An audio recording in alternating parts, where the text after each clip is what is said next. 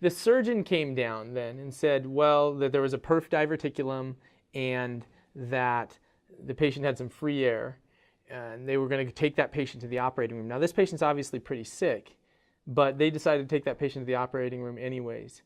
That goes to the concept of controlling the infection, or what we call source control.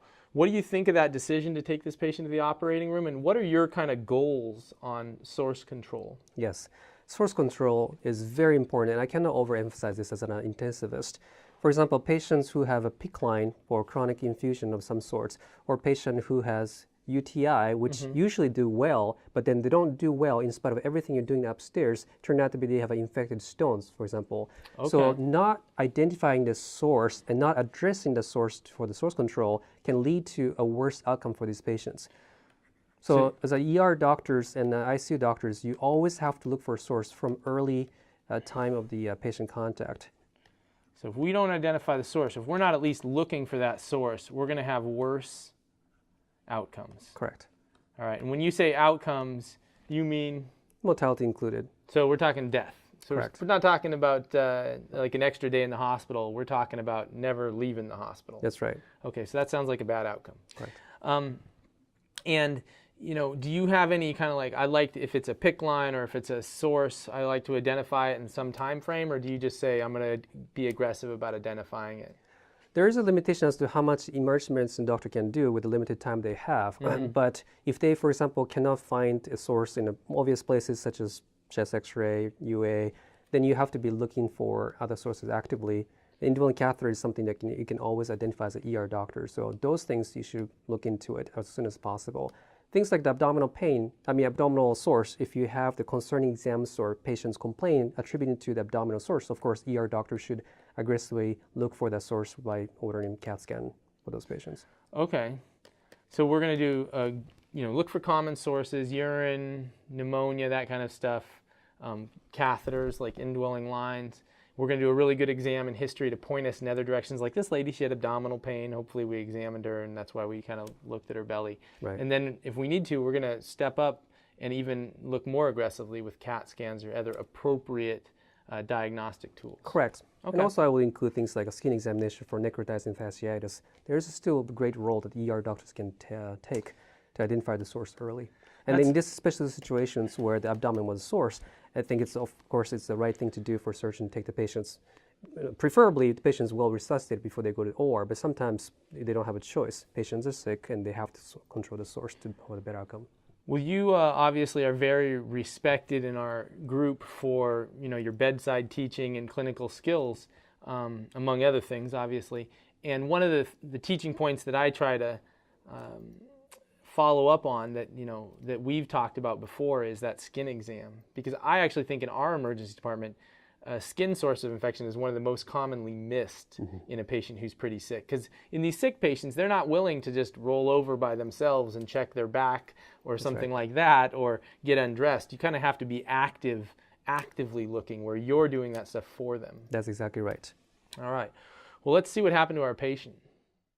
They managed to repair her damaged intestine, but her blood pressure dropped very low. It'll be a while before we know anything. 6 hours ago, she was giving a talk in front of hundreds of people. How did she end up here? Well, sometimes things just happen. There's really no way to make sense of it. She's not in pain? I'll make sure she has a morphine order. How's she doing? Still needs Jacob's systolic above 85, and I think she's third spacing. She had a touch of DIC, lost 2 liters in the OR. So it looks like our patient went to surgery, and in surgery, the doctor said that they lost a significant amount of blood and that the patient went into DIC. Now, I think he might have said mild DIC, but what does that mean, the patient went into DIC? Yes, when you have a tissue factors that's reacting to, exposed to the blood, the patient can go into DIC where they produce more fibrins, and then they're going to have more fibrin lysis. They end up with depleting the coagulation factors, and they can have a complication such as bleeding or actually clotting with some end organ damages as well. Okay. And so, you obviously can't watch these coagulation factors going down and these other things you talked about. So how do you test for DIC, and what kind of lab findings are you going to see? Sure. We basically notice these things in a patient with platelets less than 100,000, for example. And then you say, oh, okay, the patient might be in DIC, and we start ordering for other things such as coag, and then also fibrinogen level. And if it's less than 100 for fibrinogen level, we basically replete that with a cryo. Okay, well that brought me to my next question. So we get a fibrinogen level, we're going to get the platelets and identify it. We're going to get the INR, PTT, a fibrinogen level. If the fibrinogen is low, you're saying, we're going to then give, what was the treatment? Cryo. Cryo. Precipitate, yep. So the treatment is cryo, or cryoprecipitate. That's right. Okay. How much do you judge that based on the fibrinogen level? How much you give, or how do you? Yeah, there is actually a formula. There's and a the formula pharmacy for can doing that. help Okay. you with that. Yep. Great. Let's see what happens to our patient then. Next, we have a 64-year-old presenting. Right, we need a room. This is Alison Mackenzie, our septum with a bowel perk, lost a lot of blood, having some XP and didn't tolerate the trip down the hall too well. Tachy's on 2 press, your CVP is only 6. Run a VTAC. Can I ask you a question? Why didn't you stabilize this patient in post-op instead of bringing us this shocky, fragile mess? Well, she got 4 units of blood Yeah, and... look, I'm not an idiot. I know about the post-op audit that Dubenko's doing. He doesn't want this patient in his PACU because it'll mess up his data. No, that's not what's happening He'd here. rather have her code and die in the ICU than on his watch. Die? Yeah, well, we'll try to avoid that. You tell Lucian this can't happen again. You know, this wasn't his idea. Right. You know, I thought she was ready to move. VTAC. No pulse. Starting compression? Oh no, this can't be happening. Oh, George, no, 200. please. Nice job, Neela. Let's just stay focused on the patient, Oh, shall we? please. Clear? Please help her. Someone on the phone says they've got to talk to you right now. It's an emergency. I'm in the middle of a code. No, go. Just go. Just go.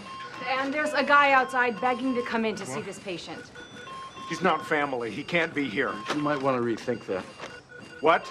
Look, your wife is doing everything she can not to die right now. She could probably use all the support she could get. He's in. Okay, going again. Clear. So our patient here really, again, took another turn for the worse. And that just is, you know, our patients just continued to slide downhill, and we've continued to kind of do things a little bit slower than we might have hoped to. And now they've gone from the post-anesthesia care unit and dropped them into the ICU, which I'm sure you've never happened to you. No one has ever dropped a patient on you, Dr. Mitterai. But, you know, and obviously the ICU team is upset about this, but the patient then in the hallway has a cardiac arrest. So let's see if they were able to help that patient or get the patient back. Well, her heart is beating in a normal rhythm, but her blood pressure is still dangerously low. Isn't there something you can do about that? We've maxed out on the medications. They're not helping. It's possible that the part of her brain that controls the blood pressure isn't functioning properly. What? Why not? Because she receives 45 minutes of CPR. Her brain was deprived of oxygen during that time. And when that happens, we often see some degree of neurologic injury. She walked in here today with a stomach ache, and now you're telling me her brain is damaged? Look, I don't want to take away all hope, but I want to be realistic here. If she survives, there most likely will be neurologic deficits. Well, they were able to get the patient back. So they got the patient what he described as a normal rhythm, which we probably assume is sinus. Blood pressure remained low.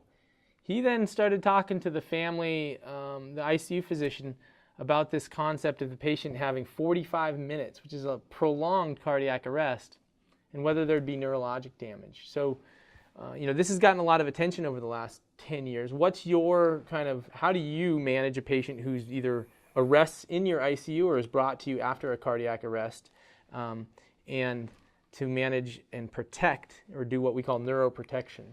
Correct. Well, first of all, it's not just the pure length of cardiac arrest. If they have early adequate CPR, that might actually be more than patient who had only 10 minutes of arrest but then didn't have CPR for the whole time.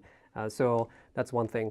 And once the patient has the cardiac arrest, we as a ICU doctor and emergency department doctors have to consider therapeutic mild hypothermia, at least at this point. In the future, this might change based on some of the recent study that the emphasis is more on avoiding hyperthermia on these patients to protect the brain. But traditionally, based on the previous studies, we have been cooling these patients to the target of 32 to 34 Celsius. or the first 12 to 24 hours after cardiac arrest. Okay, so this would be, when we said mild then, when you say mild, you mean 32 to 34 degrees Celsius.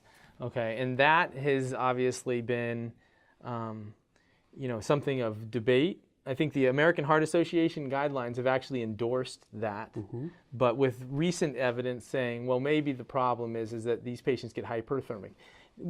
Do these patients get hyperthermic? I mean, why would they be getting hyperthermic? Oh, yeah, because of the potentially underlying process such as sepsis itself can cause the elevation of temperature, but because patients have a storm of the cytokines after the cardiac arrest, that might contribute to the temperature elevation in some of these patients. Not everybody's going to get it, and these days we tend to cool this patient anyway, so we're not going to know the natural increase in the temperature. But if you don't do it, you might reveal the underlying tendency to get the hyperthermia. So I think the take-home points there were that you are saying that just because it was 45 minutes of cardiac arrest, just like that doctor said, we don't know whether that patient is going to have significant neurologic damage. Correct. Because there's a lot of factors, including did they get CPR right away? And hopefully, given that she arrested right in front of an ICU doctor and a couple other doctors, that the patient would have gotten CPR right away. So that's an encouraging sign. Sure. And then we're going to avoid hyperthermia or too high of a temperature. That's correct. Whether we're doing mild hypothermia or normothermia, we're not really sure, but we're avoiding hyperthermia. That's exactly right. Okay. Well, great. Let's wrap up this case here then. Dr. Pratt. Oh, boy. I thought I was done with you already. Millicent Lawford. MI in the ER waiting room sat there 7 hours without being triaged. Gertie Minton. Renal failure 12 hours to be seen, and then arrested from hyperkalemia. Derek Schenk. In the ER 3 days without DVT prophylaxis. Died of a PE before he made it to the floor. We can do better for these people. Okay, look. I get your point, okay? But the problems are systemic. Too many people, not enough resources. Now, how do you suppose that we address that? Well, first, I think we start by not believing that this is the best we can do. Because it's not. These are for you. So those are some pretty harsh words from the ICU doctor to the emergency medicine doctor. And I could tell that ICU doctor was frustrated, and I don't think it was just with that particular doctor. I think it was more with the system. But given that doctor was frustrated, I'm sure you've experienced a lot of frustration, whether it's either in the ICU or the emergency department. How do you deal with those situations when you feel like whatever was happening before you intervened was substandard, maybe not the best we could do? Sure. Even though some of the points that the ICU doctors make is correct, I don't agree with how he approached the initial case. For example, he talked about the mistakes that's made by the ER doctors in front of the patients and family. I don't think that's a professional way to approach this, first of all. The second thing is that they can always address their concerns in appropriate formats in other time as well. And that's one of the reasons why I have EM-ICU joint conference, so that we can all learn. It's hard for the ICU doctors to understand the specific challenges that we face as an ER doctor, and vice versa. In a busy ER, it's hard to put all the resources to the sickest patients, and we don't have that luxury. So just like the ER doctors in the video clip pointed out, there are some issues related with the systems. So it's not just the one individual ER doctor that's to be blamed. The system also has to be changed, and that requires collaboration among the different teams. So multidisciplinary approach to address this issue is the key. Okay. And so you mentioned that you would take that frustration or your concerns outside of that immediate interactions around the patient. And I know that we've focused on trying to get the family and the patient very involved in their care, talking to them about when a mistake happens, talking to them about it. But you're saying the way this was done was obviously not okay. Right. Blaming game among the doctors in front of family is not going to solve the problem. Now, I know you have kids, and I have kids too, and the blame game is pretty much always going on at my house. So we don't want it going on at work as well. That's right. All right. Well, thank you very much for coming, Dr. Meterai. It was very enlightening, and I appreciate your time. Thank you very much for letting me talk here. Appreciate it.